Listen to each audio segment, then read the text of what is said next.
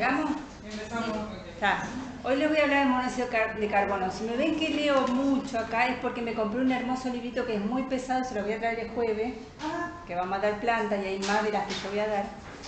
Entonces saqué cosas actualizadas. Así que este tema está bastante actualizado. Vamos a ver monóxido de carbono, que es un problema importante de salud pública. En Argentina, este es un dato fresquito, tenemos 200 casos letales por año. Esto es prevenible, absolutamente prevenible. 200 muertes por año y más de 5.000 casos notificados al sistema de vigilancia. ¿Sí? Porque esta es una de las intoxicaciones que es de denuncia obligatoria con ficha individualizada. La tasa de promedio de notificaciones de intoxicaciones de monóxido para todo el país entre el 2009 y 2013 fue de 5 por cada 100.000 habitantes, pero hay diferencias en las provincias, obviamente porque tiene que ver también con lo climático. Por ejemplo, hay valores superiores. Si la tasa promedio es de 5 cada 100.000, en Catamarca, Neuquén y Tierra del Fuego hay tasas superiores a 20 cada 100.000 habitantes. Sí, tiene sentido, por la calefacción. Y entre 10 y 20 cada 100.000 habitantes en Mendoza, Río Negro, San Juan y Santa Cruz. De todos modos, como la mayoría de las cosas de epidemiología, las denuncias, hay subregistro y el Ministerio de Salud Nacional calcula que hay unos 40.000 como número real de casos anuales. ¿Sí? Bueno, muy bien. Estas son las estadísticas nuestras. Hasta ahora, en el 2022, llevamos 2 casos denunciados en Paraná hasta esta semana epidemiológica. ¿Sí? Me lo he pasado recién a ese dato. Bueno, ¿qué es el monóxido de carbono? Es un gas. Se lo llama el asesino silencioso porque no tiene olor, no tiene color, no tiene sabor, es menos denso que el aire, ¿sí? Así que si hay una pérdida importante se va a intoxicar el segundo piso para arriba y no el que está abajo. Y no es irritante, entonces no lo percibe la persona. Si no está atenta, si no está alerta, no se va a dar cuenta si está intoxicando. ¿Por qué se produce el monóxido de carbono? Si nosotros tenemos un ambiente ventilado con suficiente aporte de oxígeno, lo que se va a formar en la combustión de materiales que tengan carbono va a ser dióxido de carbono, ¿sí? Que nada. Pero si hay insuficiente cantidad de oxígeno, lo que se forma es monóxido de carbono, que es tremendamente tóxico. ¿Cuáles son las fuentes? Bueno, nosotros tenemos una producción endógena de monóxido de carbono que por degradación de todo lo que son las proteínas hemo, ¿sí? Degradación de la sangre, todas las proteínas que son hemo, la mioglobina. Hay un aumento fisiológico en los fetos, en los niños, durante el embarazo, y un aumento patológico cuando hay una anemia hemolítica, anemia cerebrolástica, en la preeclampsia hay un aumento patológico, y si hay hematomas o infecciones también, ¿sí? Por esto de que por la degradación de las proteínas hemo. El valor de referencia que se toma es entre un 0,5 a un 0,7% de la hemoglobina total, de la oxihemoglobina, ¿sí?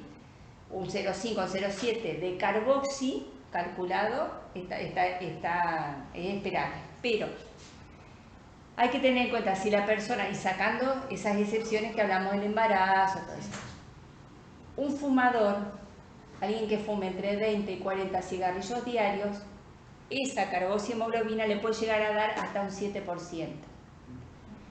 Y si fuma puros o habanos, hasta un 20%. Entonces eso hay que preguntarlo en el interrogatorio también. Hay algunas medicaciones que aumentan el monóxido de carbono. Algunos anticonvulsivantes como la difenidantoína, hay un gas anestésico, el defluorano, que lo aumenta, ¿sí? Y la producción exógena, las fuentes naturales, bueno, se produce naturalmente por las emisiones de los océanos y los volcanes, en los incendios. De las causas no intencionales y de intoxicaciones masivas, muchas veces son los incendios, que ahí también tiene que pensar en cianuro, ese plástico dando vuelta. Y bueno, las fuentes antropogénicas, los vehículos a combustión, todo lo que tenga derivado del petróleo que es rico en carbono y tenga combustión incompleta va a producir monóxido de carbono. Los calefones, los braseros son tremendos como la cantidad de monóxido que producen. Los hornos, chicos.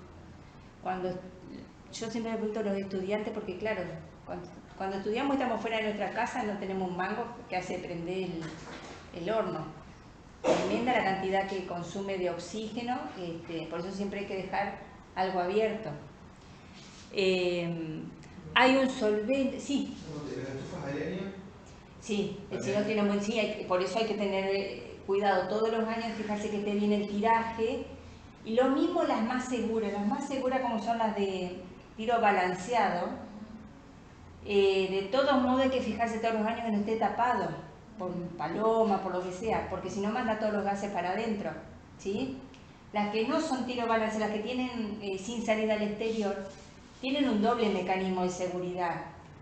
Uno que lo tienen todas las estufas, que cuando se apaga la llama corta el gas, y el otro que te mide, no mide el monóxido de carbono, lo que mide es el oxígeno ambiental. Entonces cuando baja de determinado nivel, corta. Tienen su seguridad. De todos modos no hay que dormir con estufa, de ningún tipo. Bueno, esto ya lo dije. Hay algunas fuentes ahí. Hagan mucho hincapié también en el color de la llama. La llama tiene que ser azul y completa la corona de las hornallas o en el calefón, parejita todas las hileras, ¿sí? Donde vean un color distinto, amarillo o naranja, ahí está combustionando mal. ¿Y eso porque hay poco oxígeno en el ambiente? ¿Algo así? O porque esté tapada por... Sacar las cosas así. O porque está tapada la hornalla porque se ensució, o por ejemplo, si le cae sal o le cae cloruro de potasio, va a dar una llama con fucsia, pero de todo modo está sucia y está combustionando mal y hay que solucionarlo. Por eso se recomienda instalar por gasista matriculado todos los artefactos a gas y una vez al año hacerlos revisar y limpiar. Ahí están las otras fuentes. Bueno, vamos a la toxicocinética. La única vía de ingreso es la respiratoria, el monóxido de carbono. No hay otra vía, no se absorbe por piel, por otra vía. Sí, en el bebé a través de la placenta de la mamá. Se difunde muy rápido a través de los alvéolos y pasa a la sangre. Y lo que provoca es una unión reversible, y esto es importante, es reversible, a los grupos hemos de la oxihemoglobina, y ahí forma la carboxihemoglobina, de la mioglobina cardíaca, ahí forma de la mioglobina en general de los músculos, carbomioglobina, de la citocromo oxidasa y la guaninato ciclasa, son las principales, de las principales uniones. Bueno, se distribuye a todo el organismo y atraviesa la barrera placentaria. Esto es importante porque cuando por ahí viene una mamá que la sacaron de un incendio, la mamá está re bien, pero en equilibrio, cuando se equilibró la carboxihemoglobina en el bebé, está un 10 o un 15% más alta que en la madre. Por eso en la embarazada es más agresivo en el tratamiento. Se usa, se indica, por ejemplo, cámara hiperbárica antes que en una mujer no embarazada, con valores más bajos, me refiero. Bueno, una pequeña cantidad se metaboliza a dióxido de carbono y el resto se elimina por pulmón. Lo que provoca es una hipoxia de tipo anémica, porque se comporta como una anemia relativa, ¿sí? Porque ahora vamos a ver que desvía la curva de disociación de la oxihemoglobina. La vida media del monóxido de carbono, respirando oxígeno ambiental y asumiendo que tenemos una FiO2 de 21% por lo menos, es entre 5 y 6 horas. Con oxígeno al 100%, que es lo que indicamos de entrada cuando ingresa al hospital con la mascarita con reservorio, disminuye hasta 1 hora y media la vida media, y con oxígeno hiperbárico, que es el oxígeno al 100, pero sometido a 2,5 o 3 atmósferas, que ya lo vamos a ver, disminuye a 25 minutos.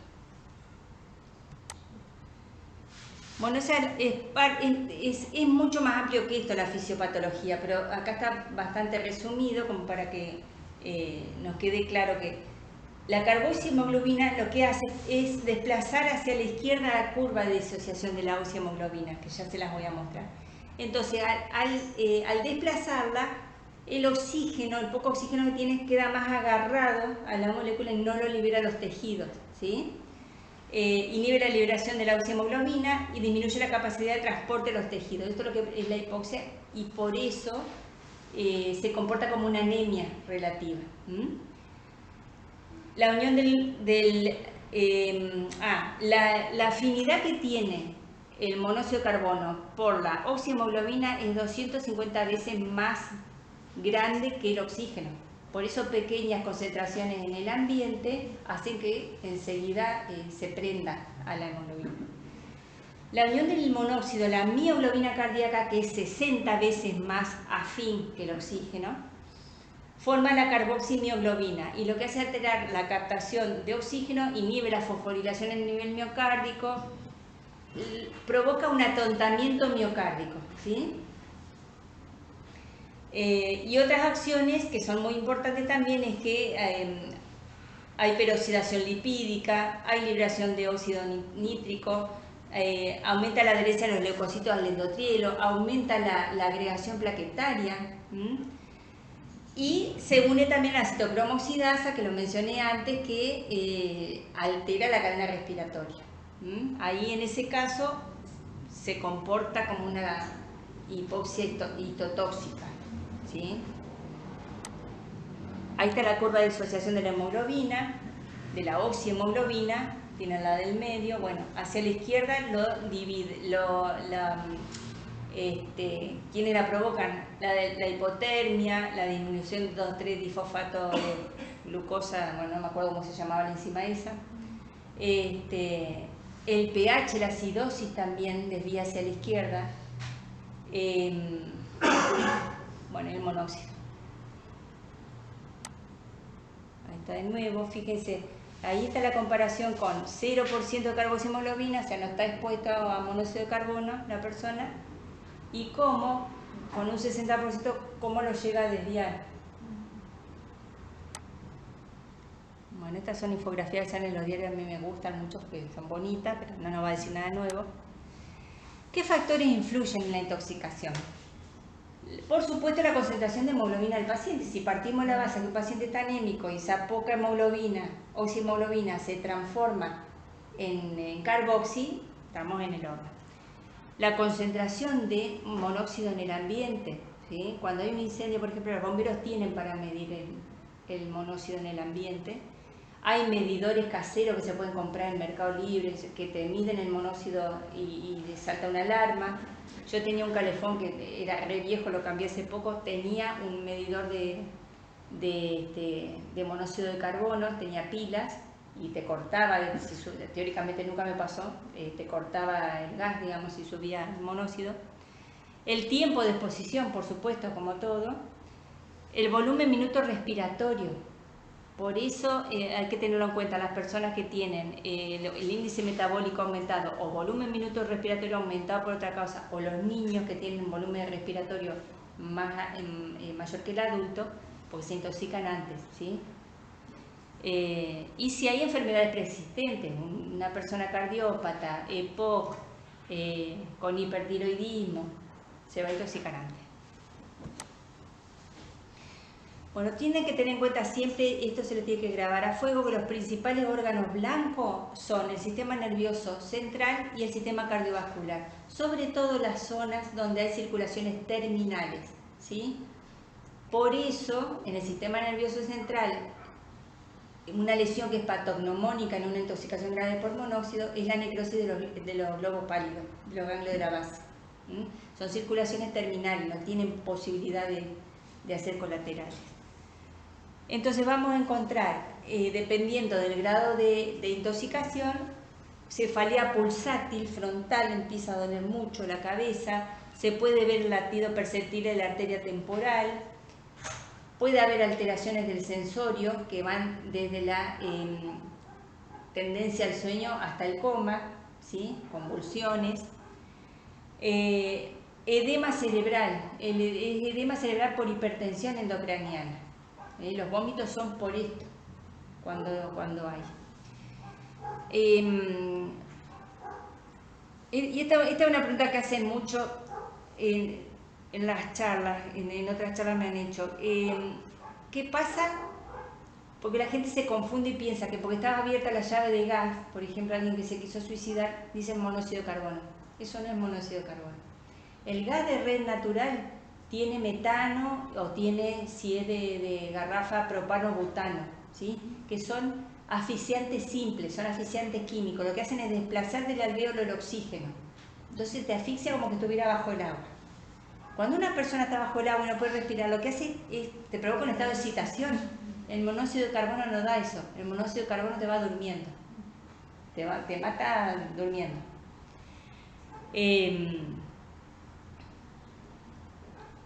Bueno, en aparato cardiovascular da hipotensión, taquicardias, arritmias supraventriculares y ventriculares, infartos, ¿sí? Por esto que yo les hablaba del atontamiento miocárdico que provoca, náuseas, vómitos, diarrea, isquemia, todo esto también es típico de la intoxicación aguda y muchas veces sucede que vienen familias enteras en invierno, que van los adultos al San Martín, los niños acá, descompuestos con náuseas y vómitos y se ligan un lavado gástrico porque piensan que es una intoxicación alimentaria y uno tiene que preguntar, muchas veces están al lado de una parrilla encerrados y es monóxido de carbono. No es la comida, le echan la culpa a la comida porque empieza con...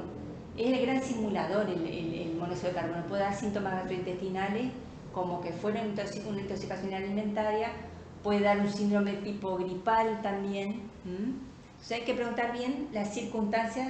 En general esto empieza en forma aguda, digamos, ¿no? Bueno, aparato respiratorio, hiperventilación que es compensatoria, puede llegar a edema agudo de pulmón, de causa cardiogénica y no cardiogénica, y paro respiratorio. Provoca rhabdomiólisis, puede dar síndrome compartimental. En una época se decía que las bullas que encontraban en los cadáveres eran por el monóxido, en realidad no, eso es por el decúbito, el decúbito que cuando los encuentran. Lo que provoca el monóxido de carbono es claudicación muscular, claudican los músculos, entonces la persona muchas veces cuando se da cuenta que está pasando algo en el ambiente quiere llegar a la puerta y no llega, pero no es porque se esté desmayando, es porque claudican los músculos también. Bueno, en cuanto a la parte oftalmológica da neuritis retrovulvar, hemorragia retiniana, edema de papila, que eso no lo van a ver en el momento, tampoco lo van a buscar en el momento porque hay otras urgencias. Y bueno, en cuanto a lo dermatológico, en el paciente adulto cuando lo vemos llega pálido, llega descompuesto, no llega con el color rojo cereza típico que se describe en los libros, ¿sí? O llega cianótico si está haciendo un edema agudo de pulmón. Pero en los niños y en el cadáver sí se ve ese rojo cereza característico. Bueno, en el aparato urinario puede dar necrosis tubular aguda, insuficiencia renal. ¿Hay algo crónico de intoxicación crónica? Sí, intoxicación crónica del fumador.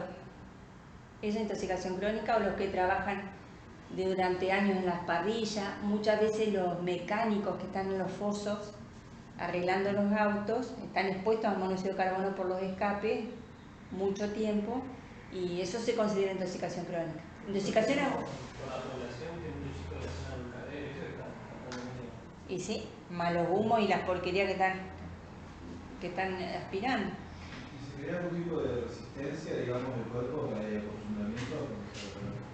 O sea, no, alguien que esté más expuesto tiene menos tendencia a generar síntomas. Sí, entiendo lo que me preguntas, pero la verdad que no tengo esa respuesta. Lo que sí queda son secuelas. Por ahí lo que llamamos acostumbramiento es una secuela. Y bueno, el síndrome neurológico demorado, que también se llama, esperen porque tengo que sacar el librito nuevo,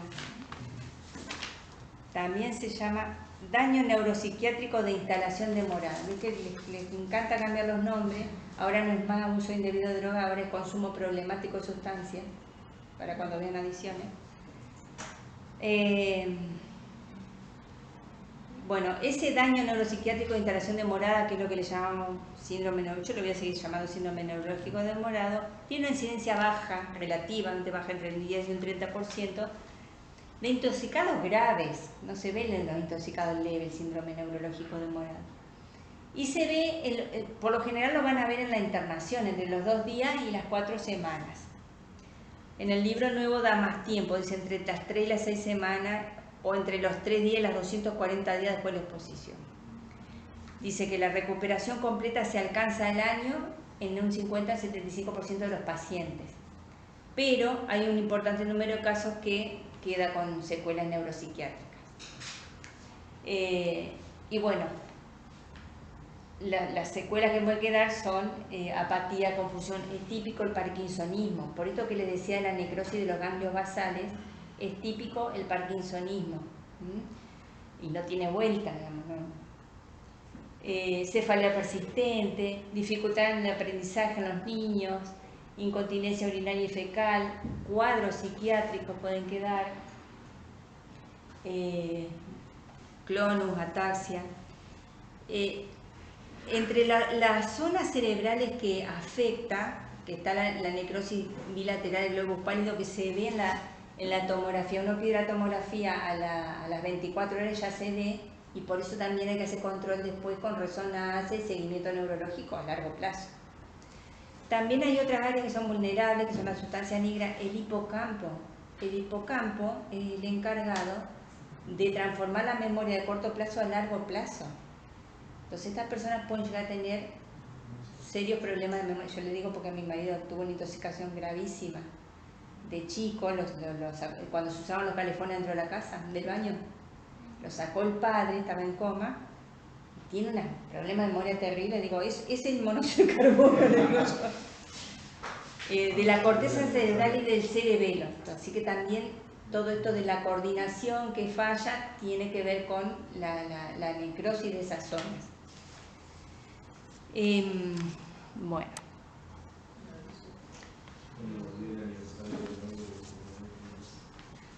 Los marcadores de intoxicación aguda que tienen que tener en cuenta son el ácido láctico, que esto aumenta, todo esto aumenta. La troponina T, vieron que yo siempre digo, pídanle electro, pídanle la CPK-MB, si pueden troponina mejor. Bueno, si se manda la muestra para hacer carboxy, no creo que se pueda pedir troponina. Sí, es el mismo pedido. sí. Lo que sí tienen que tener en cuenta es, bueno, ahora se los voy a decir, como la toma de muestra.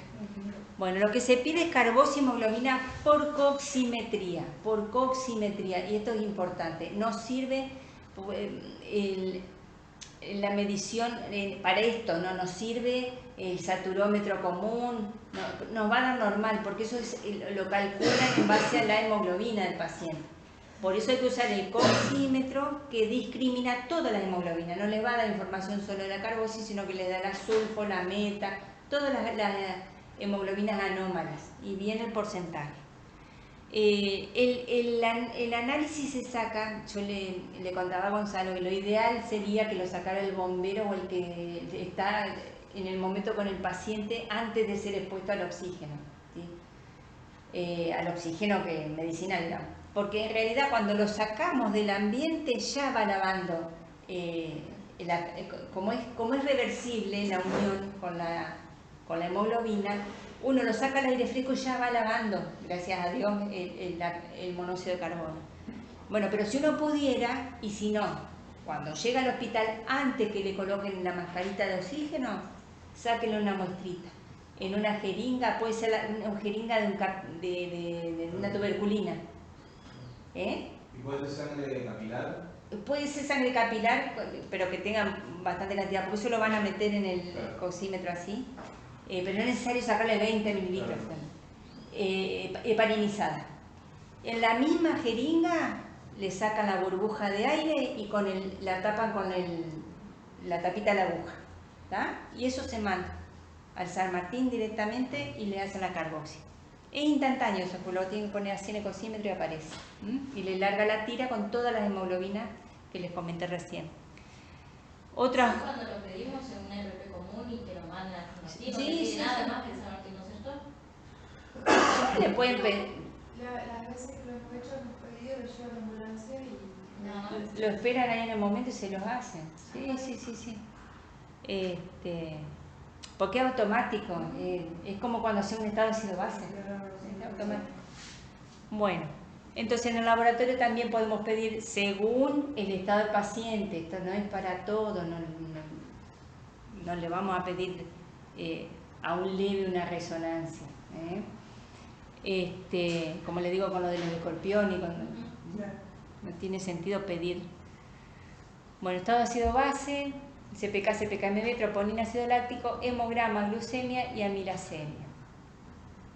Placa de tórax, si ustedes escuchan en el examen físico algo que amerite que pidan una placa de tórax. Si escuchan rales, escuchan algo, ahí piden.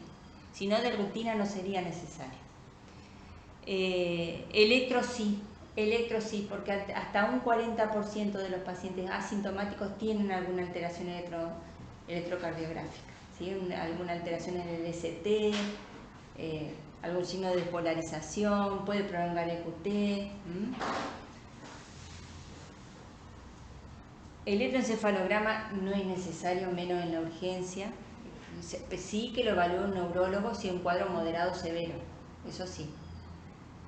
Y la tomografía y la resonancia, la tomografía dentro de las 24 horas, la resonancia se deja para el control posterior, más o menos al mes, ¿sí? Porque tienen que seguir, cuando se van de alta hospitalaria, pero tienen que seguir los cuadros moderados y severos con neurólogo, con psicopedagogo, eso se ve según el caso. Pero no es que se va a su casa y ya está. Y el SPECT, que acá no lo pedimos, nos da idea de función más que nada, la tomografía de emisión de positrones. Nosotros no la pedimos de rutina. A veces un incordio que la obra social les autoriza una tomografía, se imaginan si pedimos un SPECT. Bueno, ¿cuál es el tratamiento? El tratamiento... O sea que en primera instancia sería pedir la determinación de la carboximoglobina al laboratorio y el electro, digamos. Y el hablando de un caso que no sí, es severo. Sí. Eso siempre. Eso siempre. Okay. Y lo otro según como... Claro, si ya entra con deterioro del sensorio, ahí ya te das cuenta sin la carbosis, porque hay otra cosa, por ahí te da la carbosis normal, porque se demoraron en venir y venían ventilándolo y no excluye viene de un incendio y no excluye. Si vos la tenés aumentado, seguro es, pero si está baja y está con el cuadro clínico. Sobre todo cuando usted no hace esperar que ya salga ahí, o que no esperar hasta que Claro. Claro, son 2 minutos, ¿viste? Y si son varios, le sacan a varios. ¿Se acuerdan cómo fue lo de los chicos de San Juan de softball? Eran como 20. Y bueno, si el resto estaba primero. claro, fueron como 20 y bueno, a organizarlo y los padres estaban allá. O sea que funcionó, se pagó solo ese cosímetro esa noche. Sí. Bueno, entonces retiramos al paciente del ambiente contaminado, lo primero que hay que hacer. Evaluar la vía aérea, si viene de un incendio y tiene hollín y tiene quemadura, intubación precoz, porque si no, no lo intuban más. Y bueno, empezamos con oxígeno normovárico, pero con máscara con reservorio, que así nos da, a 10 litros. Nos va a acercar al 100%, ¿sí? Si hay edema cerebral, se usa manitol. ¿Se ha usado oxígeno para el flujo? ¿Alternativa a una cámara hiperbárica? ¿Con cánula, decís vos? Sí, la cánula con Está, una 100 y bueno, se puede usar, está entre las nuevas, no lo escribí acá, pero te lo leo el jueves del libro nuevo. Entre las nuevas alternativas, para no armar tanto, se puede usar bigotera con alto flujo, habla de la ECMO, que me parece excesivo para casos gravísimos, y si no, la mascarita con reservorio. Bueno, ¿cuánto tiempo? 4 a 6 horas mínimo la mascarita con reservorio, ¿sí?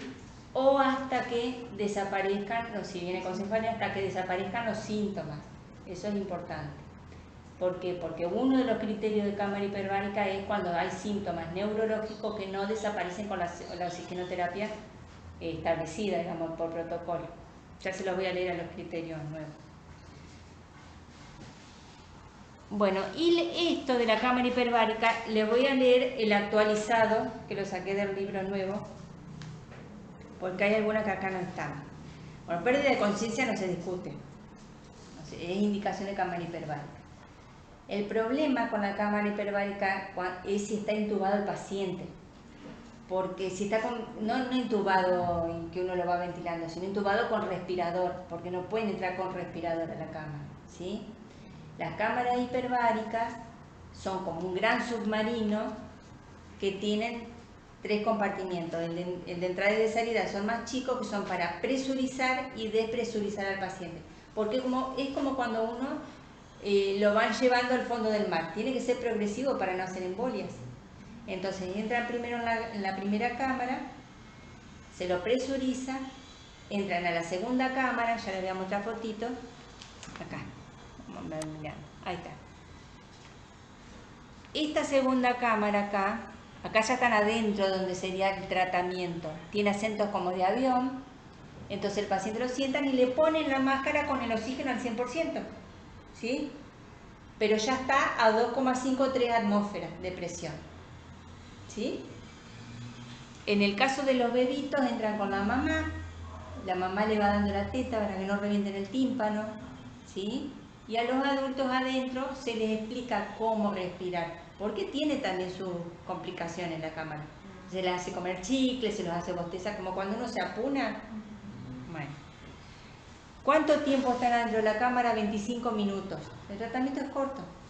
Cuando yo les hablé al principio, la vida media con cámara hiperbárica, 25 minutos. Esa primera sesión, por ahí requieren más.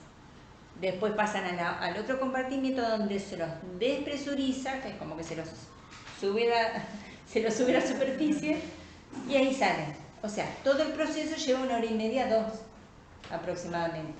Entonces, si nosotros, muchas veces las indicaciones dicen, sí, un paciente con arritmia, sí, un paciente con pérdida de conciencia, pero no entra el terapista. ¿Qué pasa si se te descompone adentro? De acá que se presuriza, entra el terapista, se muere el paciente. Entonces, uno lee las indicaciones del exterior y no las podemos extrapolar acá. Bueno, va a entrar alguien con un respirador, por más que sea el terapista, porque lo quiebra no están preparados nuestros respiradores, por ejemplo. Entonces hay que tomar con pinza la bibliografía que viene de afuera con lo que tenemos acá. Bueno, entonces entre las indicaciones sería pérdida de conciencia, en no tabaquistas carboxiemoglobina mayor de 25%, antes era 30%. En esta anterior, esto lo di el año pasado para enlargar a esta charla. Y teníamos carboxi de 30, ahora la bajaron a 25. Así que no se extrañen que el año que viene o el otro digan 20. Las embarazadas sintomáticas sintomática independientemente de la carboxiemoglobina, o con carboxiemoglobina mayor del 15%. Por esto que les decía que en equilibrio el feto tiene un 10 o un 15% más que la mamá. Estamos protegiendo al bebé en ese caso. Si hay signos de sufrimiento fetal, cuando cae una mamá embarazada, tiene que estar la obstetra al lado chequeando eso. Si hay cuadros neurológicos persistentes, síncope, coma, convulsiones. Pacientes que tienen tratamiento con oxígeno normovárico, pero no es eficaz después de 4 o 6 horas de tratamiento. Por ejemplo, viene alguien con mucho deterioro sensorio o mucho dolor de cabeza, se le pone el oxígeno correspondiente 6 horas y sigue igual el paciente. Sigue con ese, no se termina de despertar, sigue con mucho desconfort. Esa sería una indicación de cámara hiperbárica. ¿La cefalea por sí misma entraría? No, cefalea común no. Yo esperaría un poco a ver si pasa con esto. Mira, no está escrito en ningún lado, pero nosotros le poníamos un decadrón, que es como antiinflamatorio, y al rato mejoraba. Porque es por edema cerebral esa cefalea. No, la cefalea por sí sola no la tengo como... Realmente, por ejemplo, lo que yo he visto acá, más que nada cefalea, vómito y un poquito de somnolencia. Ah, sí, y sí. Ese vómito de origen central, ese vómito de origen por el edema. Si hay signos de isquemia cardíaca, y carboxiemoglobina mayor de 20 también es indicación. Pacientes que tienen trastornos cardíacos o respiratorios previos, esto para evaluar. Esto hay que evaluar, creo que aplica más al adulto que al niño. Y bueno, pacientes mayores de 36 años con exposiciones de más de 24 horas, incluyendo la exposición intermitente, o con carboxi mayor de 25. No habla específicamente de los niños acá. ¿Qué sería una exposición intermitente? Exposición intermitente que, por ejemplo, una caldera está funcionando mal y es un operario que entra y sale y está expuesto un rato en un tiempo corto de 24 horas. Claro. Para 8 horas de trabajo, la Organización Mundial de la Salud acepta hasta 9 partes por millón. Todo lo que sea gas se mide en partes por millón, ¿sí? Hasta 9 partes por millón de monóxido en el aire. Eso, hasta ahí se debería tolerar en operarios que están expuestos a monóxido. En 8 horas de trabajo. No lo sé. También tengan... Claro, el Pollolandia, Mi cuñado trabaja en Pollolandia, pero ya venía secuelado de antes. No le echan la culpa al monóxido. También puede pasar en un ambiente cerrado, en un sótano o algo que estén las personas respirando y hay poca ventilación, ya aumentan, porque se están consumiendo el oxígeno. Cuando hay mucha gente amuchada hay que abrir. Vieron que uno se empieza a sentir mal, medio incómodo y busca aire fresco. Bueno, cuando yo estudiaba hace 25 o 30 años en la facultad, me había llevado a Rosario una estufa de mi abuela divina, así me encantaba, de queroseno. Se usaba en esa época. Y sobrevivimos. Y yo me acuerdo que entraba al departamento y era ese olorcito a hogar, ¿viste? Y me la ponía al lado. Instintivamente había un momento que yo hacía así, abría un poquito la ventana. ¿Me di cuenta que ha sido esto? Que me empezaba a adormecer, ¿viste? Abría la ventana. Bueno. Ahora bien, ¿qué pasa con la cámara hiperbárica? Teóricamente habría que hacerlo antes de las 6 horas a este tratamiento. Yo le digo lo que habría que hacer, después lo que hacemos y lo que se puede hacer. Se sugiere este tratamiento porque impide, este sería el fundamento, y lo siguen poniendo con se sugiere, son autores argentinos.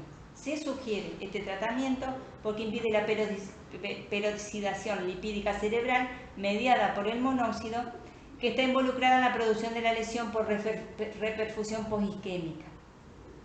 Lo que hace la cámara es sacar no solamente lo que está en sangre del monóxido, unido a la carboxi que se va desprendiendo, sino que remueve lo que está en los tejidos, ¿sí?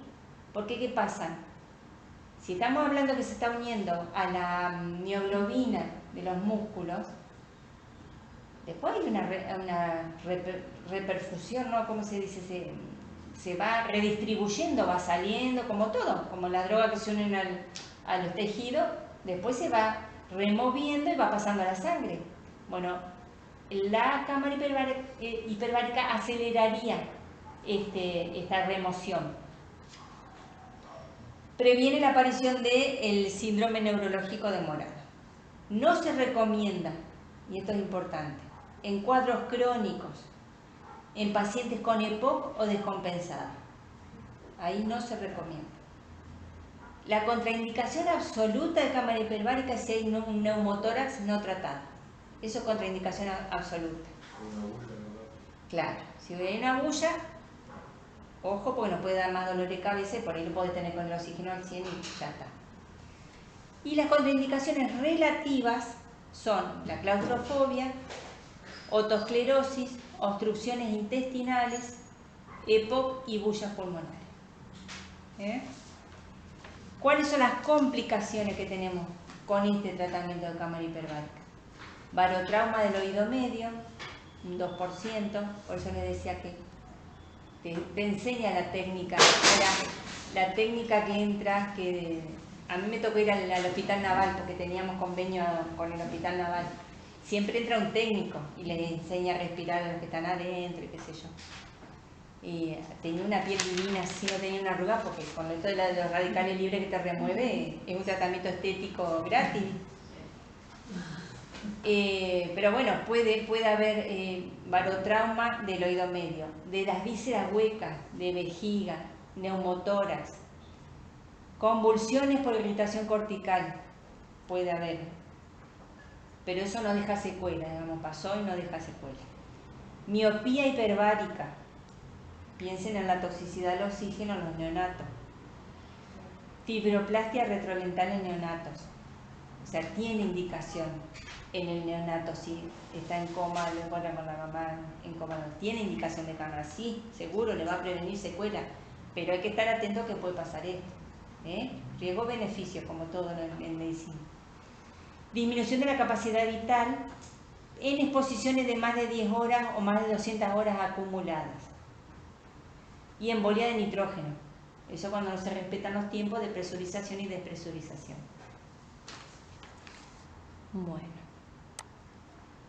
Bueno, eso es lo que les mostraba en las cámaras. Esa de abajo son las que se usan en estética, la que parece de Blancanieves. Esas son monoplaza y después están las multiplazas, como la del Naval, que creo que era hasta 15 personas podían entrar ahí. Y acá la que tenemos como... La que tenemos es monoplaza. Yo no he ido, me han contado. Sí. No, acá en San Roque no, en Paraná. Acá en el cuartito de... Al lado de la posta respiratoria. Yo les voy a dejar acá, se las dejo esta fotocopia, es de las recomendaciones de la asociación de los que tienen cámara hiperbárica en el país. ¿Qué pasa con las cámaras de este tipo, la monoplaza, las que se usan en estética o se usan también para pie diabético, tienen uso medicinal? Que no llegan a los 2,5 o 3 atmósferas, llegan a 1,8. De todos modos. Ya sabemos. Pero de todos modos, en una guía, después la sacaron. Pero en las guías, yo les voy a dejar las guías del 2019, como les dejé de los animales ponzoñosos, las de monoxio. En unas guías anteriores más viejas decía que el mínimo que se podía usar era 1,8, o sea, tampoco estamos tan errados. Y entre eso y dejarlo pasar 12 horas hasta que nos autorizan en Buenos Aires la derivación, no sé, yo lo usaría. Es que ¿sabes? Lo usamos la de 1,8. Claro, bueno, acá está. Después yo se la dejo porque tienen protocolo. Creo que se le hizo 2 o 3. 2 o 3, claro. Eso está protocolizado acá. Sí, si nosotros lo buscamos. Perfecto. Así que, pero estaría bueno que se respete. Si ellos, porque aparte fundamentan acá, yo no busqué toda esta bibliografía, pero ellos fundamentan por qué son 2 o 3. Calculo que debe ser porque está menos atmósfera y bueno, te aseguras con 2 o 3. Pero está bueno. El IOPER yo sé que autoriza, no sé la cantidad que autoriza, pero sé que hasta el año pasado las autorizaba a las sesiones de cámara hiperbárica. Y entre hacer, por ejemplo, 2 o 3 de esas y dejarlo con oxígeno al 100 acá. No tenemos estudio comparativo. Si vos no tenés otra cosa y te están dando vuelta, igual lo estás teniendo mientras haces los trámites con el oxígeno. O sea, el tratamiento seguro, claro, el tratamiento se lo están haciendo seguro, se lo están haciendo.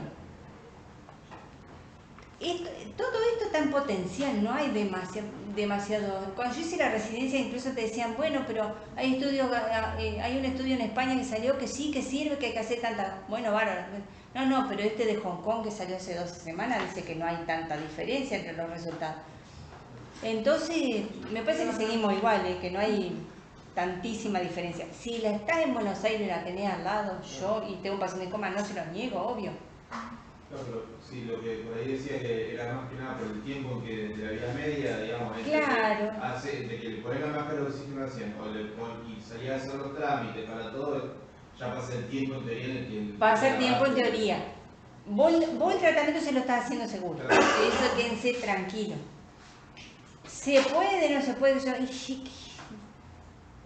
Lo que pasa es que el dato que nos está faltando es ¿qué pasa antes de esas 6 horas con los radicales libres que están dando vuelta? ¿Cuánto daño están haciendo? ¿Entendés? Si no lo tenemos, o sea, si tuviéramos ese dato, tenemos resuelta la vida. Porque decís, bueno, ya está, pasaron las 6 horas y como que te traen un picado de escorpión 5 horas después. Ya sabés que no hay mucho. Esa vez la hacían pero por más tiempo, no por los 25 minutos. Creo que le hacían 50, 60 minutos la de 1,8. Es probable. Dice, mira, Tres sesiones.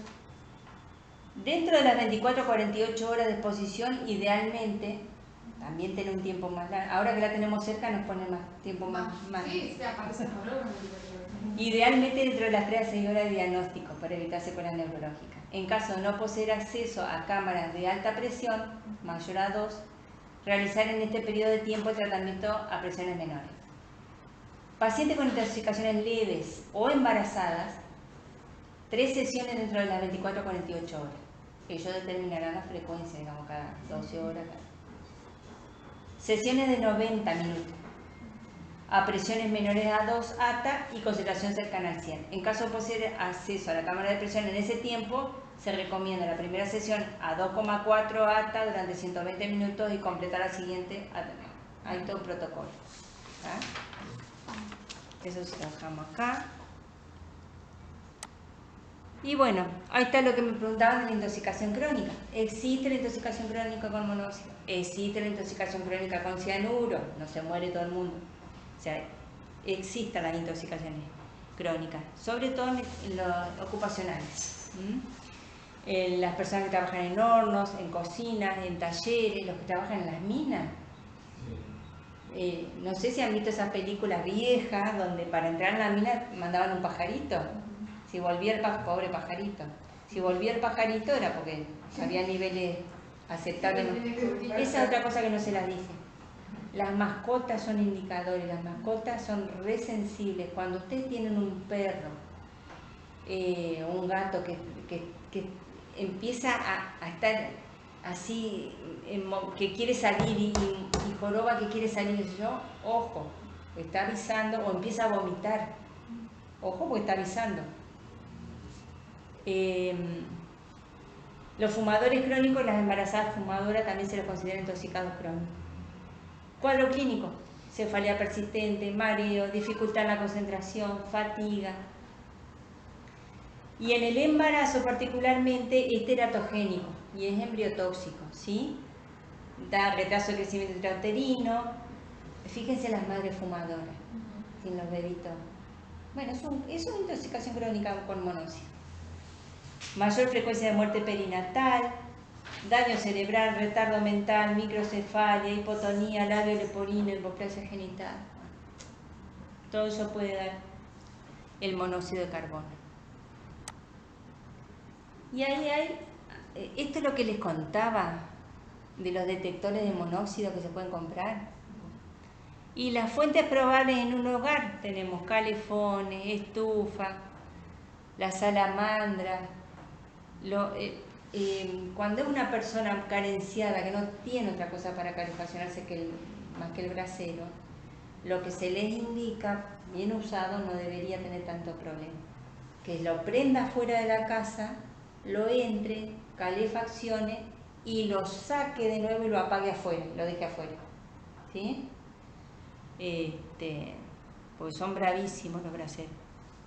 O los caños de escape, esa es otra. Es una fuente de intoxicación.